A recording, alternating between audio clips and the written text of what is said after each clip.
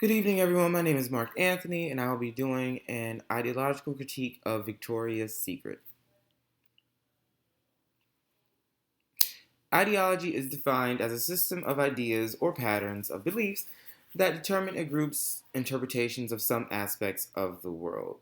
Essentially, the idea is that your ideology is your worldview, and you share that worldview with other members in your specific community.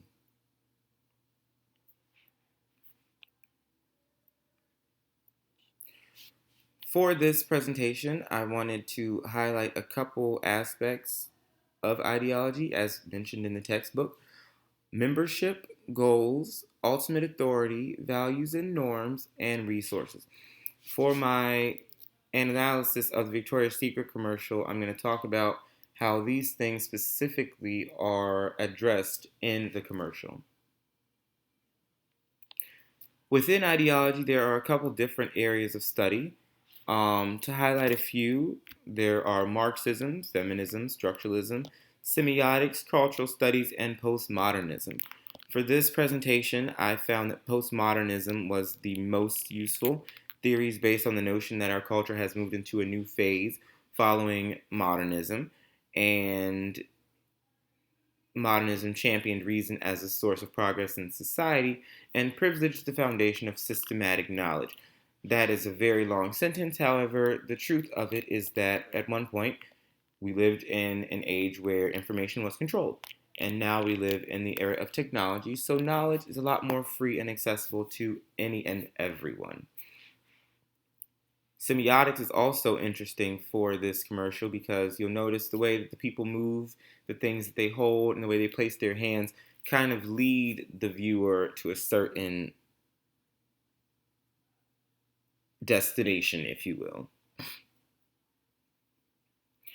Feminism could be interesting for this. However, I did not want to focus on feminism because I felt as though being a male and being at this age, I don't think I have an accurate representation of the experiences of a feminist in the United States. However, it would be interesting to look at a feminist point of view because this commercial is highly aimed towards heterosexual men. So it's this idea that women are going to buy this for themselves to please a man, and that would be highly interesting to look at.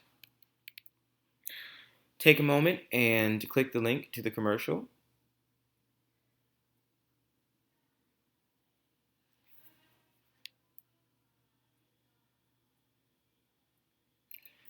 This artifact was selected after noticing a staunch change in the public opinion, of Victoria's Secret as a brand. Following record-breaking years in the later 2000s, the company saw their following diminish in the later 2010s. This could be attributed to rises in competition, a lack of diversity and inclusion, more antiquated ideas on things such as gender roles, as well as a rise in the divorce rate and a downfall in traditional two-parent homes.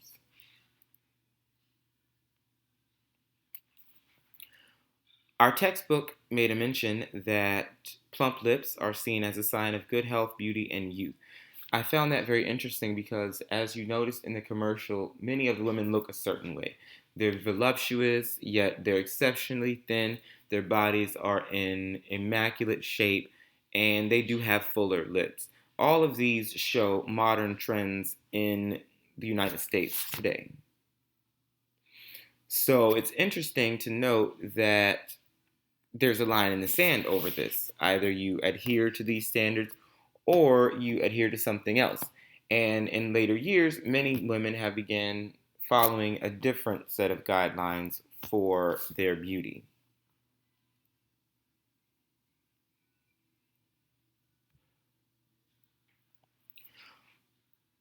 In the commercial, you'll notice that it's pretty minimalist. However, there were a couple things that stood out.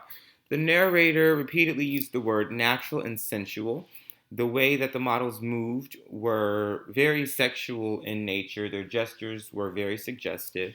They used low lighting and a black and white filter, kind of that film noir, mysterious, um, come hither-esque mooding, if you will.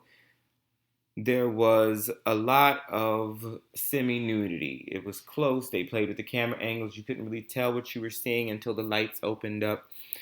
And towards the end of the commercial, they show a clip of a woman wearing an outfit that was highly impractical. And that really spoke to the ideas of surreality and romanticism. And it really goes beyond that to speak to the mindset of the rhetor when they think about the experiences of a woman on the day to day basis.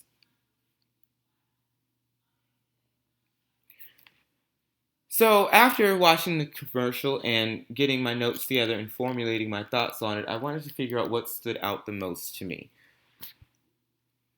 The first thing I noticed was that the narration was done by a female. In past years, men have been the ones doing the narrating, essentially kind of telling each other, if you want to satisfy your woman, you'll buy these products for her. Which is interesting because women can buy things for themselves.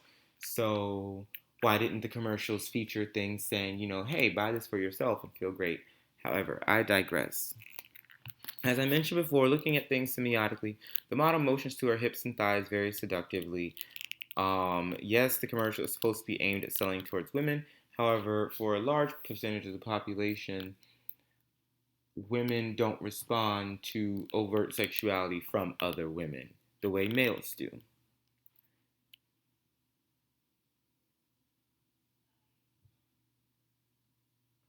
This presents an antiquated worldview which favored traditional gender roles, chivalry, and anti feminism. Now, this is interesting because for years, Victoria's Secret has been prided on the way that it treats women and it elevates them and it highlights them, and it's all about the celebration of them and the pampering. However, when you really look at it, you notice that some very distinct statements are made by the company. The first being that it's assumed that the women that they're marketing to all have men in their lives to provide for them. It's this idea that if you want this, he will give this to you, and if she wants this, you will give this to her because we decided that this is the way the world works, and this is what a healthy home or a healthy relationship looks like. And we know that there are many different types of relationships in the world now. I also noticed that even though the products were for women, it seemed as though the commercials were all serving a man. Interestingly enough, I will tell you that Victoria's Secret is owned by a male. And when the company was started, he was designing things that he wished to see on his own partner.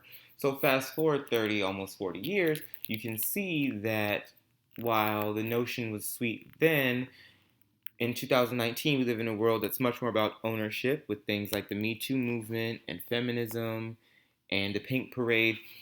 Women are no longer adhering to that idea that they belong to a man or that in some way they need him or they must serve or satisfy him. So the idea is that, a happy wife is a woman rewarded with Victoria's Secret really kind of went out of the window.